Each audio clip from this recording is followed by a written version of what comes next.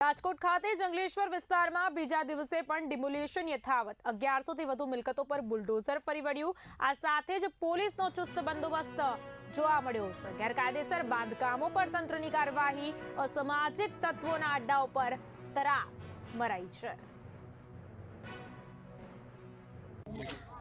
ગઈકાલે 1500 જેટલી મિલકતો જે આઈડેન્ટિફાઈડ હતી એ રાજકોટ મ્યુનિસિપલ કોર્પોરેશન તરફથી એની અંદર જે ડિમોલિશનની કાર્યવાહી થઈ એમાં 1119 જેટલી મિલકત સાંજ સુધીમાં તોડી પડાઈ હતી।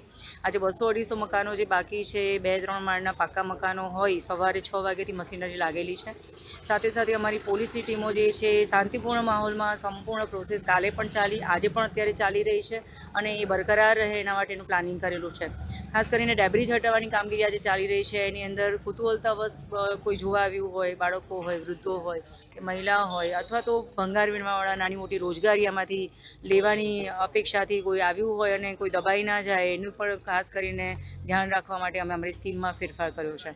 માનનીય પોલીસ કમિશનર સરની નિગરાની હેઠળ સવારે જ એક ફ્લેગ માર્ચનું આયોજન થઈ ગયું, જેની અંદર અહીંયાના પબ્લિક લીડર્સ જે છે તમામની સાથે સંવાદ સધાયેલો છે અને આજે પણ શાંતિપૂર્ણ માહોલમાં કામ કરી રહ્યા છીએ। જંગલેશ્વર વિસ્તાર અનેક આવારા તત્વોનો અડ્ડો બની ગયો હતો, તેની હાલ અત્યારે કમર તોડવામાં આવી રહી છે। શું કહેશો, આવારા તત્વો જે ગેરકાયદેસર ગેરપ્રવૃત્તિઓ કરી રહ્યા છે? કોઈ પણ જગ્યાએ અસામાજિક તત્વોનો જે પણ અડ્ડો બની જાય અથવા તો ક્યાંય પણ એ લોકો પોતાની આવી પ્રવૃત્તિઓ કરતા હોય તો એના માટે સમયાંતરે આવી કામગીરી જે છે એ ચાલતી હોય છે। એમાં ભૂતકાળમાં પણ ગુસ્સી ટોકની અંદર અમારી ક્રાઇમ બ્રાન્ચે એમને એરેસ્ટ કરેલા છે, એમને મિલકત તોડી પડવામાં આવી છે અને NDPS સાથે સંકળાયેલા, હથિયાર સાથે સંકળાયેલા દારૂ જુગારના અડ્ડાઓ અહીંયા ભૂતકાળમાં હતા અને હત્યાના ગુનેગારો જે પણ અહીંયા હતા, તો જ્યારે પણ એમને એરેસ્ટ કરવાના હોય કે સમન્સ વોરંટ બજાવવાનું હોય કે એમની મિલકતોને ટાંચમાં લેવાની હોય તો ઘણી મુશ્કેલીઓ પડતી હતી।